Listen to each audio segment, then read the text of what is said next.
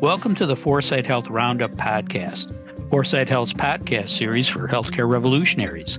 Outcomes matter, customers count, and value rules. Hello again, everyone. This is Dave Burda, news editor at Foresight Health. It is Thursday, May 16th. As I'm sure you know by now, the Federal Trade Commission issued a final rule that bans non-compete clauses in employment agreements between employers and employees. The FTC said non-compete clauses are an unfair method of competition in violation of the FTC Act.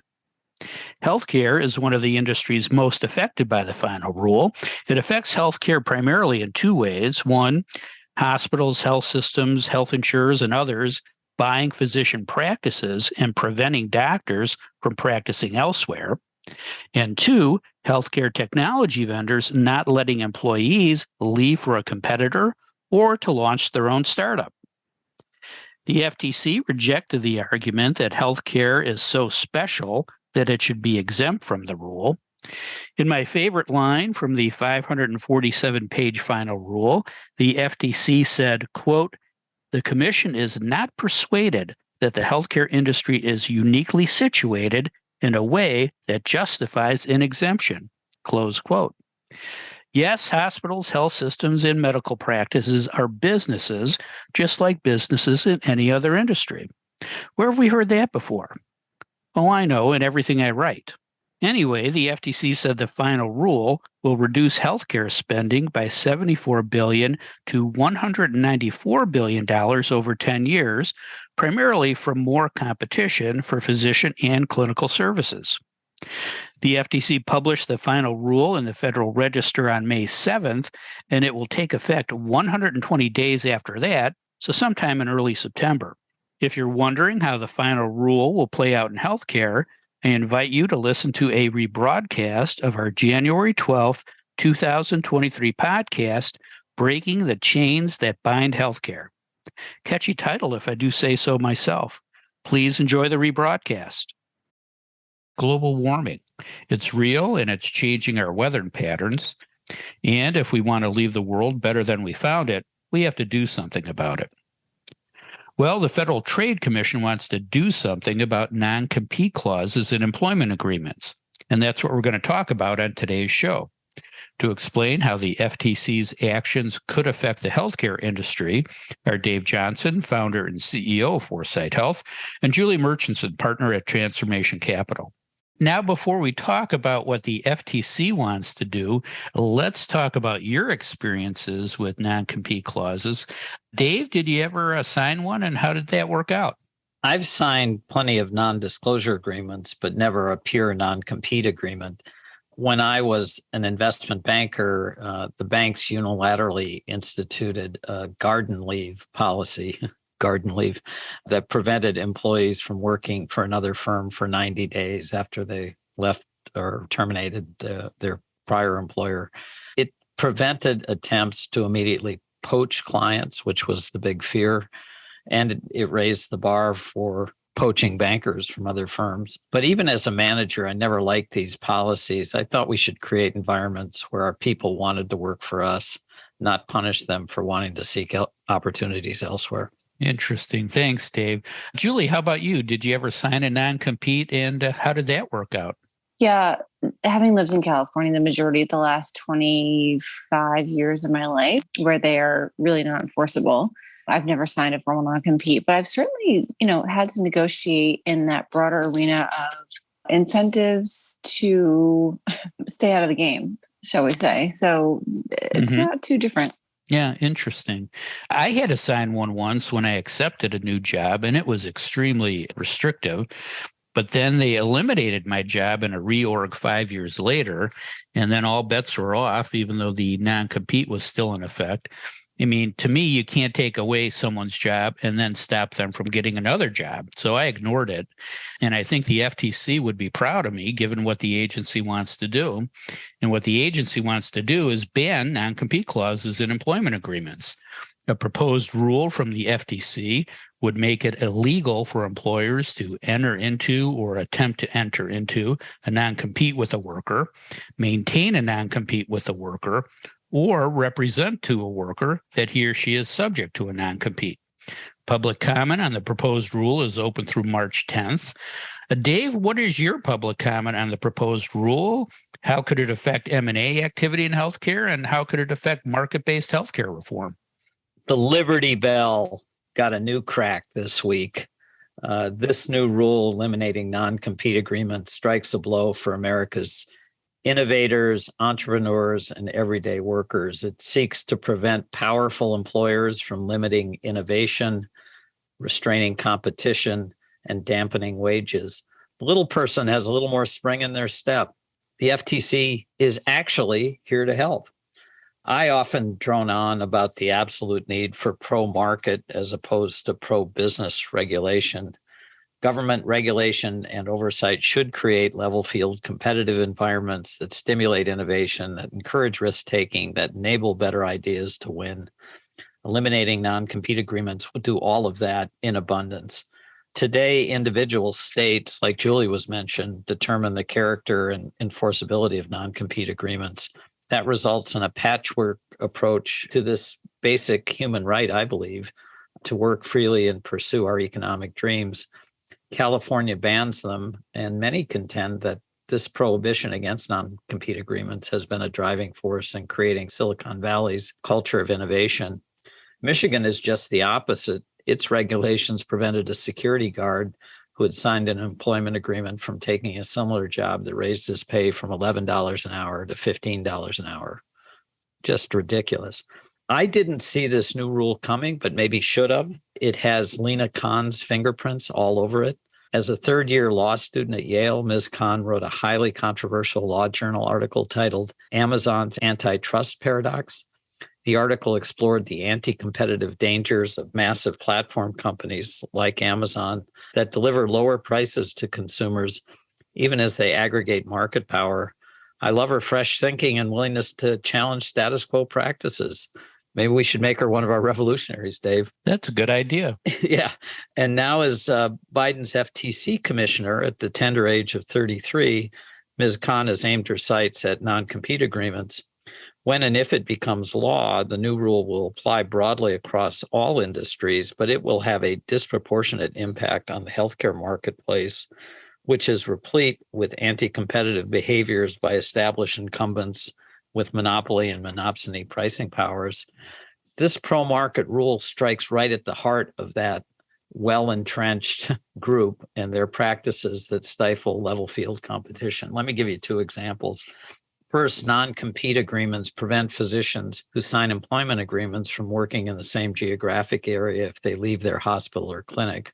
Physicians, particularly primary care physicians, spend decades building their practices. It's just unfair that these agreements limit their ability to build on their career's work. Is it any surprise then that the AHA has come out against the new rule, the apologist for the incumbents? Secondly, large technology, device, and drug companies often acquire smaller companies with disruptive products and services that threaten their franchise and then shut them down. It's an epic problem, pun intended. It's also how drug companies get a stranglehold on certain generic drugs. Eliminating non-compete agreements will make it harder to sustain those anti-competitive practices. Bottom line, eliminating the heavy-handed tactic of restricting competition through non-compete agreements removes one of the more effective tools incumbents use to artificially maintain their market positions. Don't shed any tears for the demise of these non-compete agreements. Once the new rule becomes law, it will promote value creation in healthcare. Companies will make acquisitions that enhance their value propositions, not restrict competition. Individuals will have greater freedom to pursue their ambitions in a freewheeling healthcare marketplace. Hallelujah to that. Hear, hear. Thanks, Dave. That's great. Julie, any questions for Dave? Well, Dave, you talked a little bit about the specific impact on healthcare. And when you think about the types of staff and physicians that work inside hospitals that are being bought up all over the place on the ambulatory side, where do you think we'll see more movement or more impact in the physician ranks? Primary care, specialty, hospitalist? Yeah, My guess, we'll see the most movement in primary care. And I don't know this for certain, but I think there's an exemption if a physician sells their practice to a third party, then they can be subject to non-compete agreements. So if that's true, then it will benefit sort of lower members in the hierarchy more than higher members.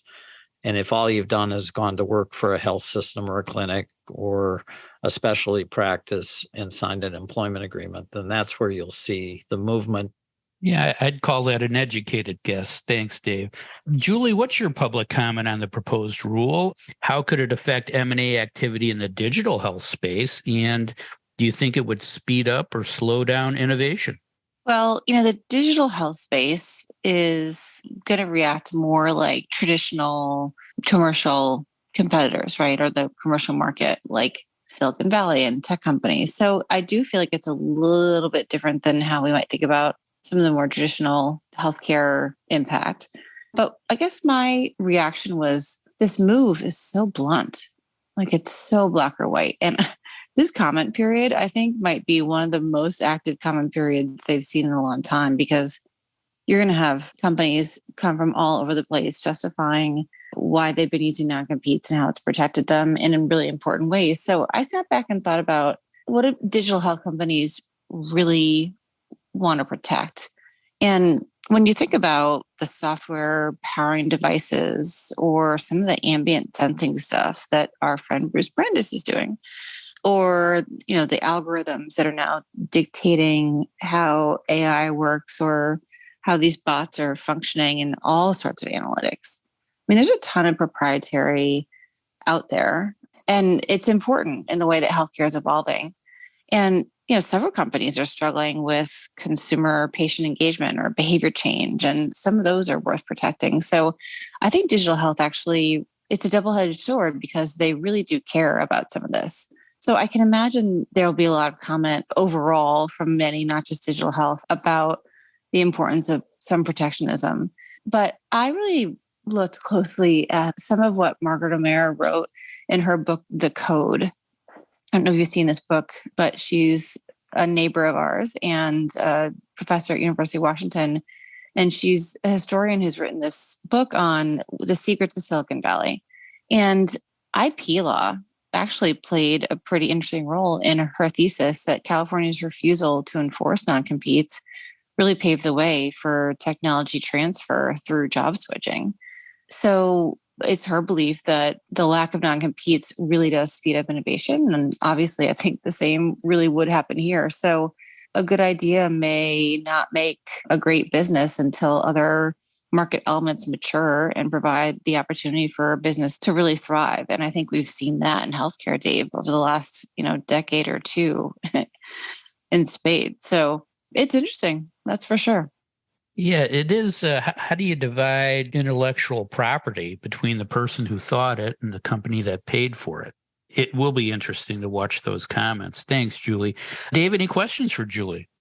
Well, my general question on this topic is whether we can craft non-disclosure agreements in such a way to prevent the types of inappropriate technology transfers that you're talking about, and separate that from non-competition or non-compete, to be determined. And I agree, we're going to see lots of comments. And I'm going to ask you a question here in a second about a comment someone from the Chamber of Commerce made. So let's get to that. My favorite saying is that hypocrisy is the tribute vice pays to virtue. So keep that in mind as I ask my question. After saying that the FTC's actions were blatantly unlawful, a spokesperson for the U.S. Chamber of Commerce named Sean Heather emphasized that, quote, when used appropriately, non-compete agreements are an important tool for fostering innovation and preserving competition. Is there any basis at all for Mr. Heather's observation, or is this just an example of a privileged party calling up, down? Yeah, it's kind of like damned if you do, damned if you don't. I mean, I think Chamber of Commerce, American Hospital Association, I would imagine, several large associations will come out against this. So you have to look at some of the history of what has happened in other areas, just like Margaret O'Meara's book, to see where this non-competes can be used for bad and where the removal can be good. But like I just said, I think there are ways these should be used to really protect what companies compete on. The question is, how do you define all that? And when sandwich makers from Jimmy John's have non-competes, it's a problem, right? So I think that's what's happened, and why the FTC has gone after this is because we're seeing lower level employees who can't possibly really transfer how the secret sauce is made from one sandwich maker to another in a way that's going to hurt them, or are not likely to, I should say that. That's where this is coming from. That's why I say I think it's so blunt. There's going to be some happy medium, and maybe the use of NDAs in a more creative way, as has been done for years, will be more of the answer. I'm not quite sure. But yeah, the way the chamber came out and AHA, and I suspect others will, it looks very surface level commentary that's not very deep and just, protecting their children. Non-competes are anti-competitive. I think the name says it all. If Graham Nash had a non-compete with the Hollies, there would be no Crosby, Stills, and Nash. Think about that, right? Dave, that is insightful. There you go. Now, who doesn't like a Crosby, Stills, and Nash reference? I'm back, and I'm still happily self-employed. I hope you enjoyed the rebroadcast of our January 12th, 2023 podcast, Breaking the Chains That Bind Healthcare. If you'd like to learn more about the topics we discussed on today's show, please visit our website at foresighthealth.com. You also can subscribe to the Roundup on Spotify, Apple Podcast, YouTube, or wherever you listen to your favorite podcast. Don't miss another segment of the best 20 minutes in healthcare. Thanks for listening. I'm Dave Burda for Foresight Health.